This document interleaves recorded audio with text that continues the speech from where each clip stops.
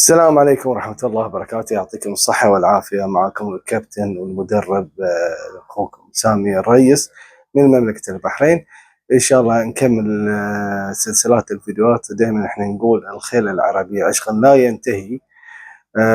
وإن شاء الله بنتكلم عن موضوع مهم جدا اللي هو في تدريب الخيل العربية لبطولات الجمال، اللي هي ستندات شلون تتعامل وياها.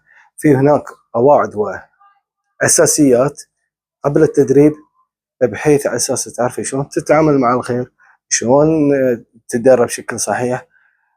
مو شرط انت المدرب، مثلا انت مالك او مربي تعرف هل المدرب دي هل مدرب صحيح ام لا.